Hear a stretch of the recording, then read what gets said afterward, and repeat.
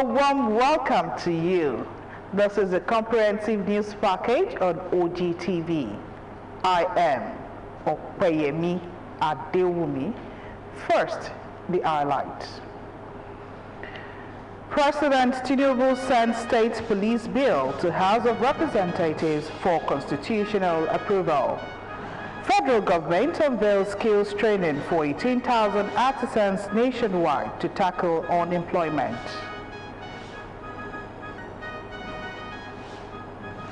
Ogun State government charges learners to cultivate effective reading habit for better performance. And on the foreign scene, Ukraine Prime Minister resigns as Zelensky announces major government reshuffle. And on business news, federal government urges stronger tax cooperation in West Africa. To join me later for more details on the business segment of the news, I am Adebola Oshomoji. Also on the comprehensive news package tonight, Declan Rice doubtful for England's World Cup semi-finals against Argentina. Chairman on sports segment of the news for the details of these stories and many more updates. I am Sheyi Alao Tongawe. We are what we repeatedly do. Excellence then is not an act, but a habit. Remember, you can watch us live on Facebook at Ogun TV and Ogun State Television, on YouTube at OGTV Abeokuta, and on OGTV website on www.ogtv.com.ng/live. For the latest news and reports, check us on this platform, X at Ogun TV, Instagram at Ogun State Television, or download OGTV app on Apple Store or Google Play Store. President Bola Ahmed Tinubu has transmitted the Constitution of the Federal Republic of Nigeria, Alteration State Police Bill 2026, to the House of Representatives, seeking constitutional approval for the establishment of state police services across the country. In a letter read on the floor of the House, Tinubu said the proposed legislation seeks to amend the 1999 Constitution to provide the legal framework for the creation of state police as part of efforts to strengthen Nigerian security architecture. The President said the bill builds on previous legislative work by the House and introduces additional safeguards to ensure the effective operation of a dual policing system involving both the federal and state governments.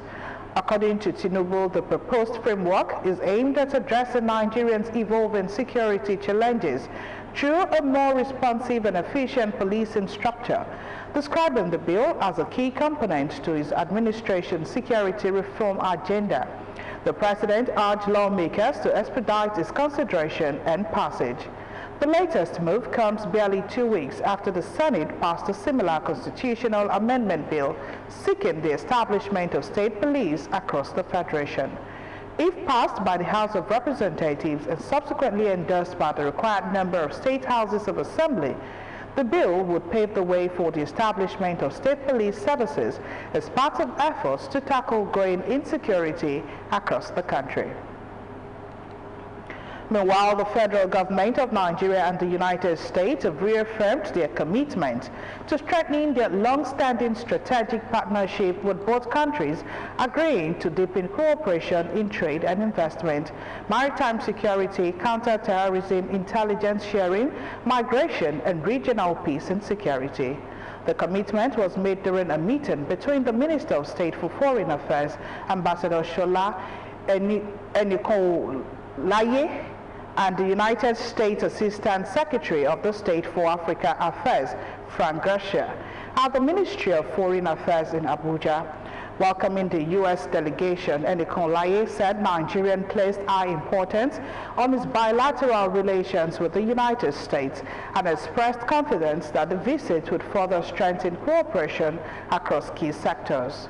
He said Nigeria remained committed to expanding collaboration in trade and investment, maritime security, counter-terrorism, intelligence sharing, as well as regional peace and security. The minister noted the progress recorded through the Nigerian-United States Joint Working Group and disclosed that preparations were ongoing for the next bilateral engagement schedule to hold in Washington, D.C. in August 2026. Speaking during the meeting, Garcia described Nigeria as one of the United States' most important strategic partners in Africa and commended the growing momentum in bilateral cooperation. Away from that, the federal government strategy of rehabilitating and reintegrating repentant insurgents is facing a defiant standoff. Following an emotional plenary debate, the Senate has officially urged the executive to discontinue the pardon and reintegration program for former Boko Haram fighters, citing rising insecurity and public outcry. This move, backed by a growing number of Nigerians, marked a pivotal shift towards a justice-centered security strategy. Taiwo Fabajo reports. For years, the soft power approach to the insurgency, which centered around Operation Safe Corridor, has been one of Nigeria's most contentious security policies. Established in 2016, the program aimed to de-radicalize and reintegrate low-risk surrendering fighters. However, the recent abduction and killing of a retired Major General Rabi Abubakar has become the catalyst for a legislative revolt. Senators led by Senator Abdul Aziz Yaradua have rejected the continuation of this rehabilitation effort. During a heated debate, lawmakers like Adam Oshiomhole argued that rehabilitating criminals who have orchestrated mass violence is not only an insult to victims, but a failed strategy that fails to serve as a deterrent. The public sentiment is loud and clear. Nigerians are tired of an amnesty model that believe has failed to secure the country, while supporters of the program, including military authorities, maintain that demobilization and reintegration principles are essential for ending protracted conflicts. Citizens are calling for a rigorous audit. Some call for second chance, while many are asking how the government determines who is genuinely repentant. They always look pitiful whenever they have been captured. You cannot know who is who. You cannot know the one that will go back, and you cannot know the one that will stay. So every one of them, I think they should be given a second chance and keep a watch on them. Idea of second chance. How many armed robbers are you giving second chances? These terrorists are worse than armed robbers. An armed robber steals, possibly kills. These are interested in destroying the very fabrics of our society. How do you even ascertain a genuine, repentant bandit? That when one is actually in a bad habit, it's very, very difficult for you to stop that person from such habits. The consensus among many respondents is that the current approach lacks accountability. They argue that even for those who were forced into the insurgency against their will, rehabilitation should not be a free pass. The call is for a judicial process. Those guilty of atrocities must face the full weight of the law, including prison terms, regardless of their surrender status. There should be a systematic approach to this. We are not decisive enough in terms of punishment, in terms of punishing people to act as deterrent to others that are still thinking about committing such crime. For other categories, even if you want to repent, you will still go to jail. The call for action has extended beyond the Senate floor, frustrated by the marginal level of deterrence. Some Nigerians are urging state governors to sign death warrants for convicted terrorists to reinstate a sense of justice. As the Senate leadership prepared to interface directly with President Bola Ahmed Tinubu to discuss the deteriorating security landscape, the message remains unmistakable. The nation is demanding a security policy that prioritizes justice for the fallen and safety for the living. Taiwo Fabajo, OGTV News. On education, learners in Ogun State have been charged to cultivate the habit of having quality times for reading and to also read effectively before the commencement of any form of examination for them to have better performance and come out with good grades. Professor Aribabu gave the charge during the monitoring of the first day of the 2025-2026 Unified Promotion Examination to Ijebode, Remo and Yewa axis of the state, saying the sure mechanism for students to record excellence performance is through thorough reading and comprehending what was read. Professor Aribabu, accompanied by the Special Advisor to the Governor on Education, Dr. Lukman Kadeshi, the Permanent Secretary in the Education Ministry, Oluwatosin Loko, and the Special Assistant to the Governor on Education, Daniel Idowu, disclosed that the government had put necessary machineries in place in all schools across the state to aid efficient teaching and learning for utmost performance of learners. Commissioner Aribabu expressed dissatisfaction for the comportment of the school heads, teachers and learners during the examination, assured parents the government would continue to invest massively on developmental infrastructure to further promote quality standard of education to the children. He reiterated the commitment of Prince Dapo Abiodun's administration to work to the last day of its tenure towards continuous provision of dividends of democracy to learners and to ensure schools at all levels are put into proper perspectives. In terms of constructions and rehabilitation. Professor Aribabu, while embarking on facility visits to the Government Technical College at Jegule, emphasized that the procurement and installation of world-class equipment in all the technical colleges in the state, as well as repositioning initiative of the government in technical and vocational education training, had earned the state its #1 position in the TVET sector. Speaking, the principals of Our Lady of Apostles Secondary School Senior Ijebode, Mrs. Ikane Kayode, and the Yewa Egbado College Senior, Mr. Amasowo Sunday, expressed their gratitude to Prince Dapo Abiodun for all the inputs in education sector, describing him as the education-loving governor of Ogun State. Schools visited were Anglican Girls Grammar School, Ijebode, Our Lady of Apostles Secondary School, Public and Private, Ijebode, Isombi High School, Ilishon, Orile Igbore Grammar School, Adura, Eyini Comprehensive High School, Iboro, Yewa Egbado College, Ilaro, and Government Technical College at Jekunle. The Niger State government has prohibited private schools from holding graduation ceremonies, directing all private educational institutions to replace them with speech and prize-giving ceremonies to recognize students' achievements. The policy, introduced through the Niger State Private School Board, is aimed at standardizing end-of-session activities and addressing what authorities describe as the growing culture of elaborate and costly graduation celebration in private schools. In a statement issued by the Directorate of Information Services of the Ministry of Information and Orientation, Yunusa Ibrahim, the government said schools should instead use speech and prize-giving ceremonies to honor students for academic excellence, exemplary conduct, leadership qualities, and other outstanding accomplishments. According to the statement, the increasing trend of lavish graduation events has placed undue financial burden on parents while fostering unhealthy rivalry among schools. The government further noted that many of the ceremonies have drifted from their original educational purpose, with excessive spending and commercial interest overshadowing the celebration of academic achievement. It said the new directive is intended to restore moderation, reinforce discipline, and ensure that end-of-session programs remain focused on learning outcomes and scholastic excellence.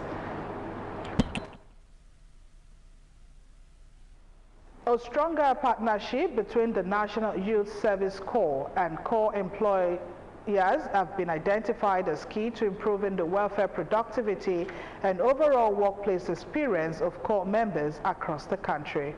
This formed the focus of the 2026 NYSC Corps Employers Workshop held in Abeokuta.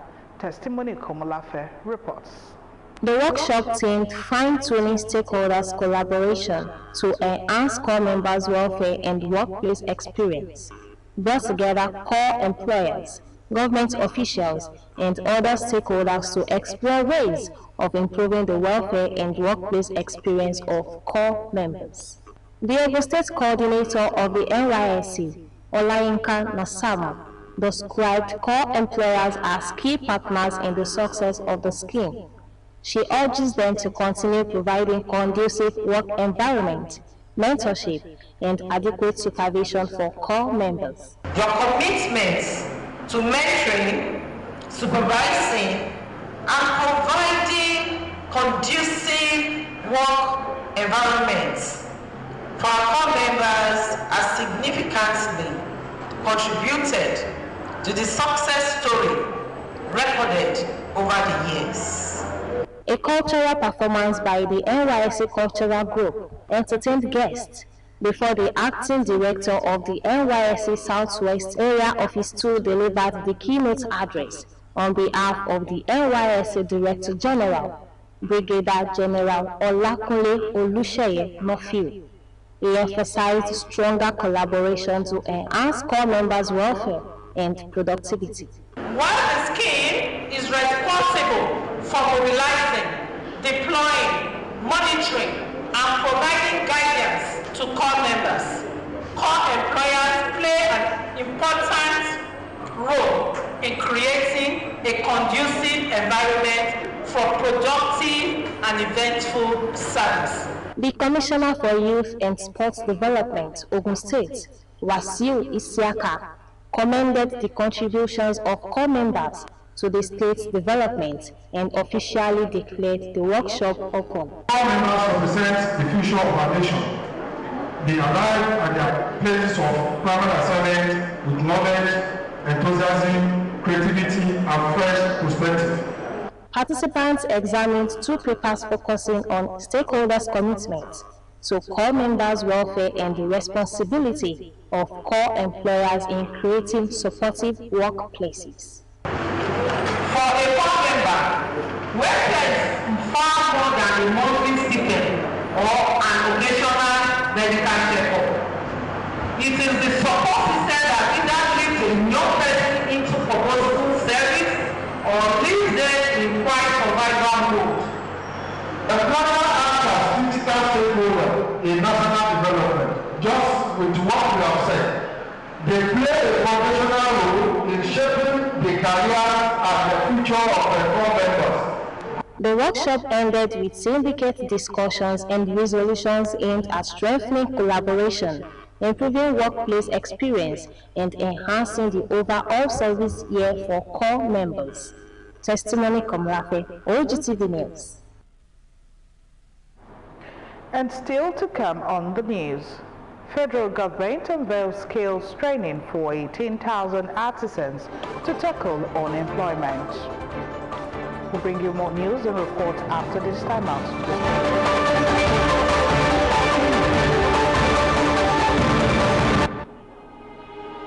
Excuse me, ma'am. This is your 100% Nanya. Babes, are you sure you want to spend this much on hair? Since your landlord just increased that, I saved for this one separately on money points. No, you say you save on money points? Yes. This Madam Money Points here, the array of Yadrea, his target savings money points I used to have it. The rest of this my sub is this savings money points I used to do it. The salary of this my staff is save as you transact. Jennifer, money points save as you transact. Money points fixed savings and money point target savings. Madam, why did I tell you not contribute to it today? You go give your money to Adaku to save. You see money point accounts there. You don't go open a savings account. Now Adaku you shoot. I beg everybody inside this my salon. Oh, you bring out your phone and download the money points app now. Even you. What are you waiting for? Download the money points app now. Adaku, wow, money points account. Money point made for your progress.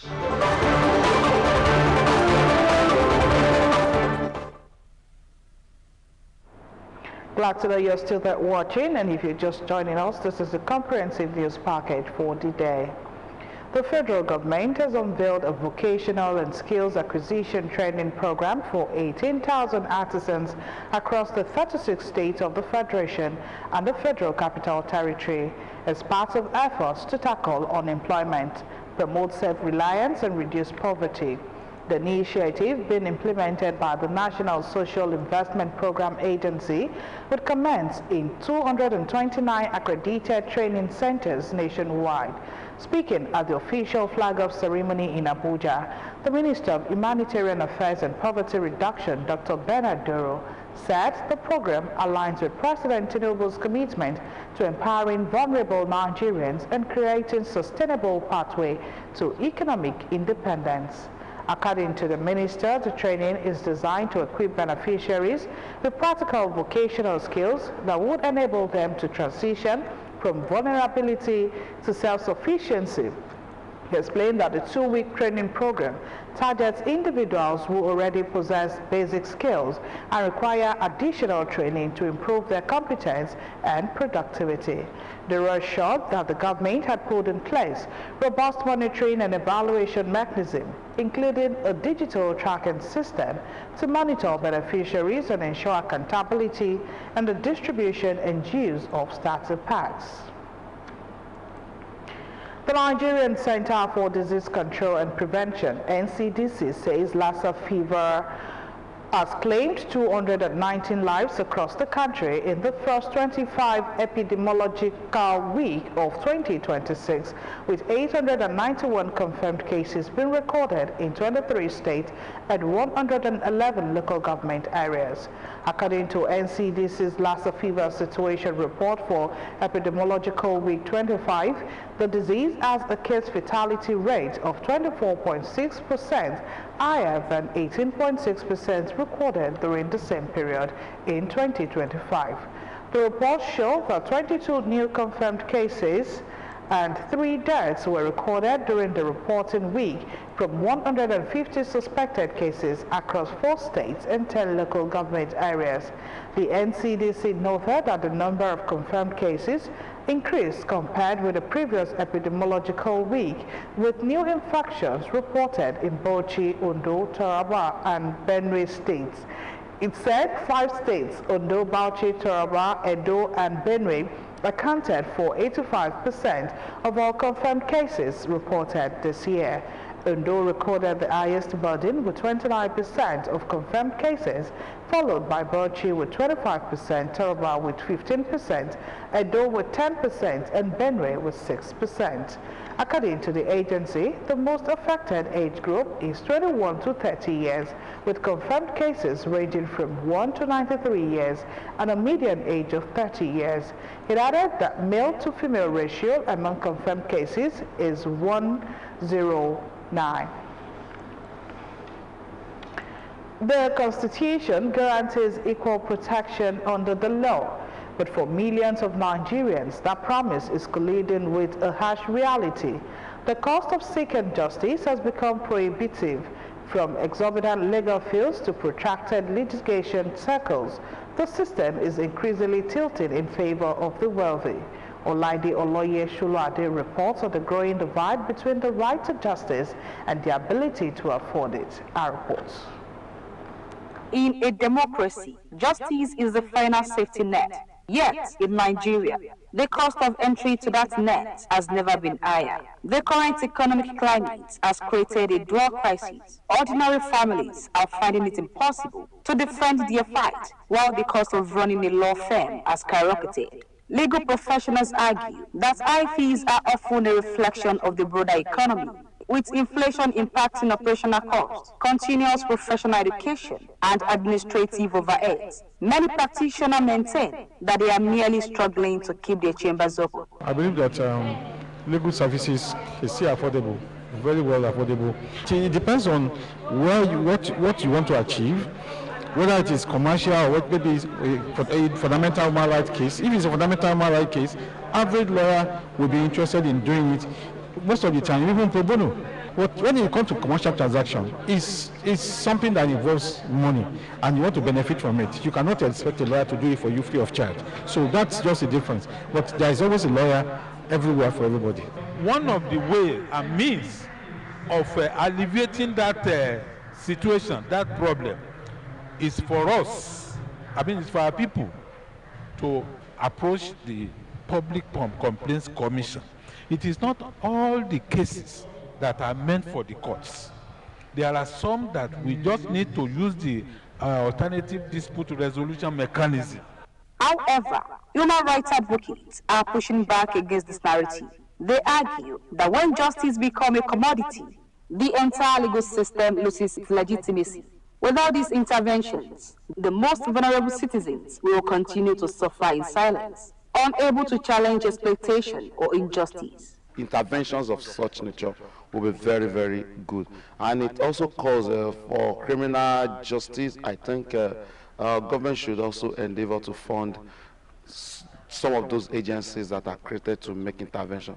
But they won't do well or much if there are no necessary backup from the government and other good people in the society. Residents are not asking for a devaluation of legal expertise. They are asking for a reformed system. Many are calling for the widespread adoption of alternative dispute resolution, such as arbitration and mediation, which can resolve conflicts without the crippling financial burden of traditional court litigation. Many Nigerians, I can say, they cannot win any legal battle. If you are not the money bags, if you cannot afford it to pay the lawyers to go for sittings, do you know that lawyers charge? You cannot blame them, but this is what they too want to live, they too want to survive. But I believe it is high time whether the government to set up community lawyers that will go to the community to fight for them without paying a dime. There's another that said that the last hope of the common man is the judiciary, and when it's not attainable, when it's not affordable, when it's not accessible, then it's not the hope of anybody. So federal government and right-thinking Nigerians will ensure that legal fees are something that can be affordable to all citizens, irrespective of their income. The conclusion from legal experts is unambiguous. Access to justice cannot be determined by the size of a citizen's bank account. As discussions around judicial reform intensify, the focus must shift towards simplifying court procedures and reinvigorating public legal aid. Olaide Oloye Sholwade, OGTV News. Away from that, Kogi, the Iroko is still standing with his roots deep in the sand of time at age 92. While some simply call him WS, others know him as Professor Wole Soyinka and see him as one of the best things to happen to the literary world from this part of the world. Fowora Adesowo reports. At 92, according to his followers, the world is standing still to acknowledge a special one, a rare gem who refuses to bow to pressure in the face of tyranny. Ganifa Wemi, Beko Ransom Kuti, and a great many others who fought relentlessly to ensure we have free, equitable, working Nigeria. You know, when his mother died, was it his mother that died? And he was not prepared to spend so much money on that. And he said, look, I can't lose my mother and then lose my money. Is a way to show that people should be modest. Should I continue to acquire money for vanity? Akinwande Oluwole Babatunde Soyinka, a Nigerian writer, playwright, essayist, and poet, according to Wikipedia, is blessed having written 3 novels, 10 collections of short stories, 7 poetry collections, 25 plays, and 5 memoirs. Soyinka has also written 2 translated works and many articles and short stories for newspapers and periodicals. Hence, he was awarded the 1986 Nobel Prize in Literature for his wide cultural perspective and poetic overtones fashion the drama of existence. He is also said to be a liberation fighter who believes slavery of all sorts is demonic and corruption is evil. Today, the new slavers simply wait for you and me to send our children to school, especially boarding schools, easy prey, they descend on them and cut them away, sequester them in the fastness of forests, and then call on us to come and ransom them. This happens almost on a daily basis. Fatai Adiyeloja and Dada Alanipekun are close associates of Professor Wole Soyinka. They say Nigeria is blessed to own Professor Soyinka. Professor Wole Soyinka's father was from Ishara Remo. His mother was from Igbenyi area of Abeokuta, but he grew up in Ake, where his father was for years a headmaster. Do we talk about his corruption fighting, or do we talk about his religion fighting? Do we talk about politics issue, or do we talk about his international connection? If somebody started 64 years ago to write, and he has written more than 52 books, when it comes to literature, it shows him as a genius. His mother is from Igbe, from Kuti family. His father lived all his life and was buried in Abeokuta. He was born and bred and raised in Abeokuta. He even had a book about himself. He is our man, no doubt, and has proved to be a worthy son of Egba land. He's a product of a worthy stock. Respondents agree that if Nigerians continue to swim in corruption and modern slavery, kidnapping and insurgency and infrastructure decay, it means Kongi came pretty early before his time. They also wish him many happy returns of the day. Adefowora Adesanwo, OGTV News. A happy birthday to the Nobel laureate and the Iroko himself, Professor Wole Soyinka. Still on birthdays, Juju music legend evangelist Ebenezer Obi has eulogized former Ogun State Governor Chief Olusegun Oshoba on the occasion of his 87th birthday. In a statement signed by Obe, it described Chief Oshoba as a truly exceptional elder statesman whose life has been a shining testimony to excellence, integrity, visionary leadership, and unwavering dedication to the progress of Nigeria. He adds that from Oshoba's distinguished career in journalism to his impactful service in public office, the former Ogun State Governor has consistently demonstrated that true leadership is built on courage, honesty, compassion, and service to humanity. Evangelist Obe further says Chief Oshoba's voice has remained one of wisdom, moderation, and patriotism, while his enduring legacies continue to inspire leaders, professionals, and young Nigerians to pursue excellence with dignity and purpose. Ballets and traditional arts of various communities and villages under Igbenyi have called for the intervention of the Ogun State government in protecting the traditional stool of Igbenyi. They made this call while addressing the media at the palace of the late Olu of Igbenyi on the ongoing issues surrounding the installation of a new Olu of Igbenyi and the protection of the palace from alleged imposters. Matthew Shomi completes the report. Installed as the Olu of Igbenyi on the 1st of September 2004, Oba Oluwole Makinde was elevated to the status of a first-class Oba in January 2018 with his palace located in Muwe. Oba Makinde, according to his people, gave his best in the preservation of Egba heritage by acting as a custodian of Egba and Yoruba heritage, promoting unity, peace, and traditional governance across his domain before joining his ancestors. There is no record anywhere to suggest that the palace should be occupied by Olu of Mowe.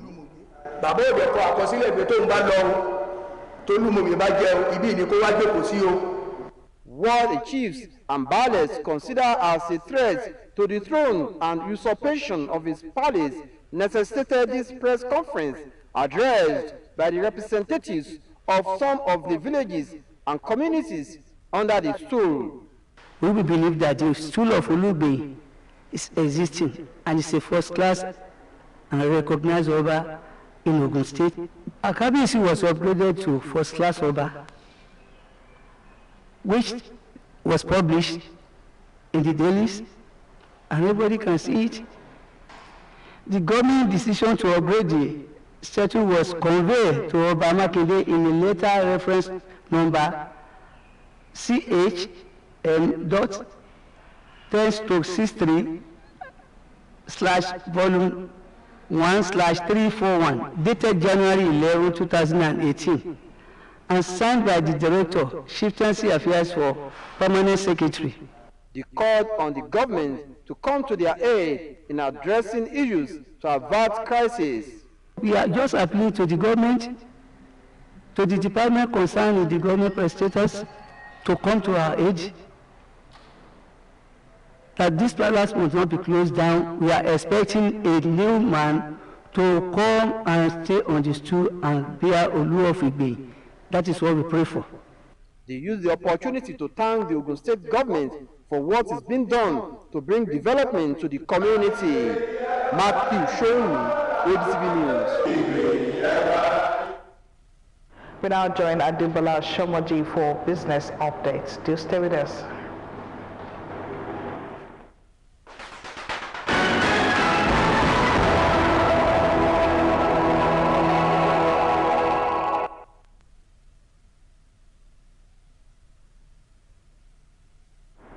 Glad to have you on the business segment of the news.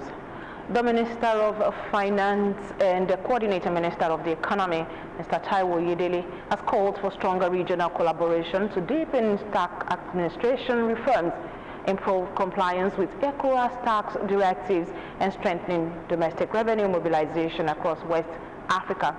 The Minister made the call in a statement issued on Tuesday following a courtesy visit by a delegation of the West African Tax Administration Forum led by its Executive Secretary, Julius Tapsoba Sulio, to the Federal Ministry of Finance headquarters in Abuja. What we require is a discipline to align our resources with our priorities, and the institutions capable of sustaining that alignment over time. Frameworks such as the INFF help us to do exactly that. As governments across West Africa intensify efforts to expand their tax bases, improve revenue collection, and reduce dependence on borrowing and volatility of commodity earnings.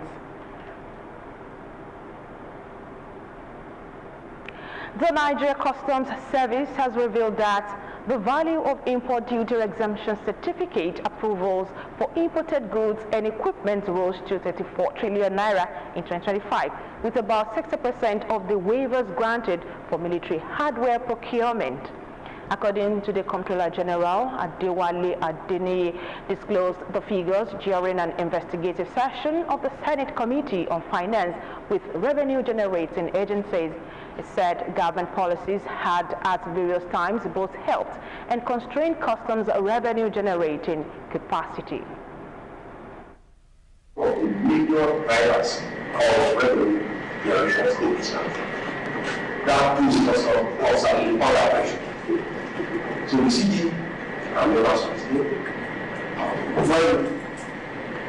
we work hard in 2026 to actualize the objectives that are significant, which are considered ambitious.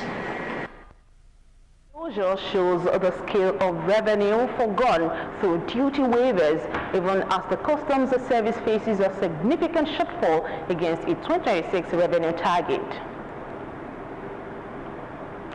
The Debt Management Office, DMO, on behalf of the Federal Government of Nigeria, has announced plans to raise up to 1.2 trillion naira through the reopening of 3 Federal Government of Nigeria bonds. The offer was disclosed in an offer circular issued by DMO on Tuesday, July 14, 2026. According to the circular, the bond auction is scheduled to take place on July 20, 2026, while settlement of successful bids will occur on July 22, 2026.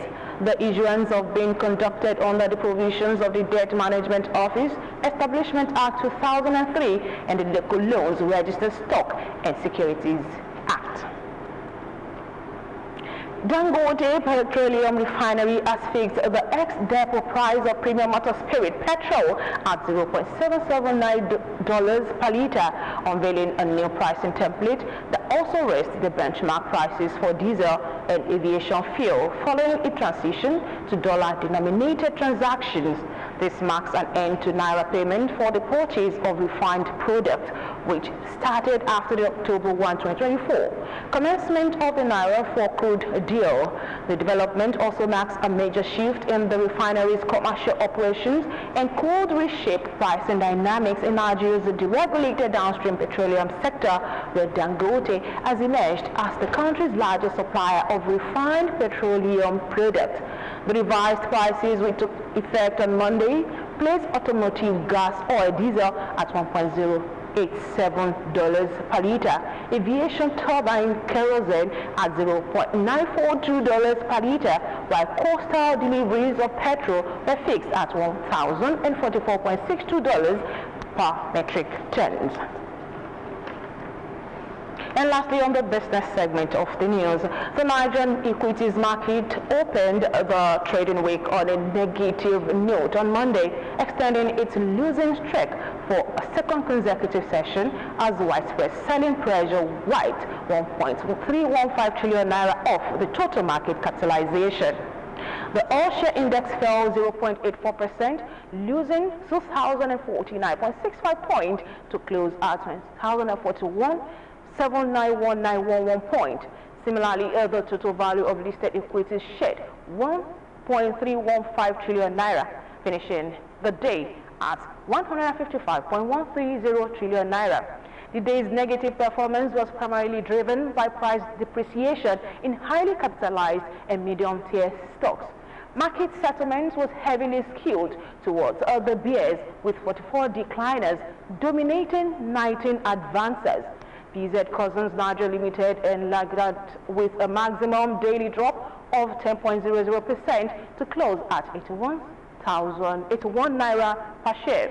Industrial giant Boa Cement followed closely, losing 9.99% to close at 306.20 naira, while Red Star Express dropped 9.98% to close at 22.10 naira.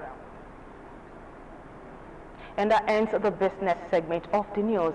The rest of the bulletin continues with Okweyemi Adewumi. Just stay with us. Don't go.